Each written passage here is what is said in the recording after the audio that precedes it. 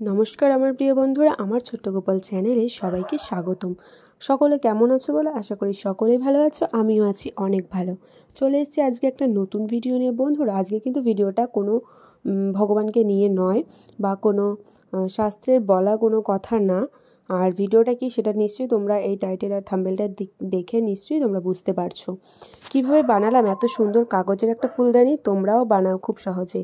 এরকম একটা ফুলদানি কিন্তু তোমরা তোমাদের ভাই বলো, বোন বলো বা ছেলে মেয়েদের বলো, মানে ছোট যারা বাচ্চা তাদের কথা বলছি। মানে স্কুলে অনেক সময় হয় না যে স্কুল থেকে প্রজেক্ট দিয়েছে হাতের কাজের, তো এরকম কিন্তু তোমরা অবশ্যই বানাতে পারো।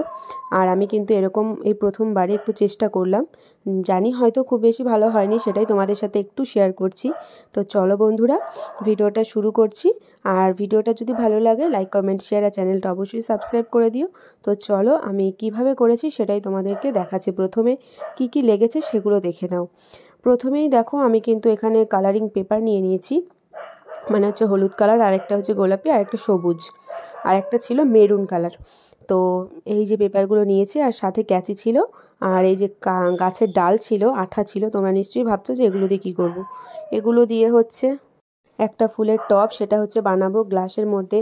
একটা প্লাস্টিকের অনুষ্ঠান বাড়িতে যে গ্লাসগুলো দেয় ওগুলোর মধ্যে হচ্ছে গিয়ে তোমার নিয়েছিলাম মাটি, যাতে ফুলদানিটা পড়ে না যায়, ভারী হয় ওই জন্য। তারপরে এই যে কাগজ দিয়ে টুকরো টুকরো করে কেটে, কিন্তু ক্যাঁচি দিয়ে কেটে আর কি তোমার ফুলগুলো বানিয়েছি।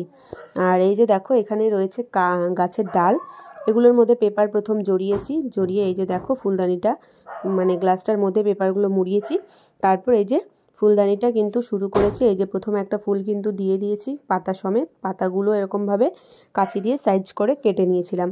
তো দিয়ে তারপরে আঠা দিয়ে পরপর লাগিয়ে দিয়েছিলাম। তারপর একে একে কিন্তু প্রত্যেকটা ফুল কিন্তু আমি এইভাবেই মানে কেটে নিয়েছিলাম কাঁচি দিয়ে, চারকোনা করে, সেটা 2-3 ভাঁজ দিয়ে তারপর সেগুলো কেটে তারপর ফুলদানিটা কিন্তু করেছিলাম। তারপর এই যে দেখো, প্রথমে কিন্তু এই যে দেখো পাতাগুলো দিয়েছিলাম, তারপরে যে একে একে প্রত্যেকটা ফুল কিন্তু আমি দিয়ে দিয়েছিলাম। আর ফুলগুলো দিয়ে দেওয়ার পরে ফুলদানিটা কেমন লাগছে দেখো, খুবই সুন্দর লাগছে কিন্তু। আর এটাই কিন্তু আমার পুরো ফুলদানিটা কিন্তু কমপ্লিট হয়ে গেছে।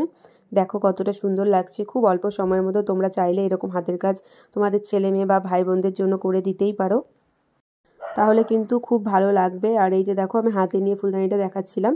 আর প্রথমেই বলে দিই, এটা কিন্তু আমার পাশের বাড়ি একটা কাকির মেয়ে, মানে হচ্ছে একটা বোন আছে ছোট, সেই বোনের জন্য। আর এই যে দেখো, ফাইনালি কিন্তু ফুলদানির দুটো ফটো তোমাদের সাথে শেয়ার করে দিয়েছি।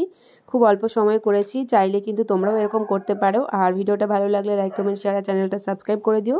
দেখা হচ্ছে তোমাদের সাথে নতুন ভিডিওতে। আজকের মতো সবাইকে টাটা।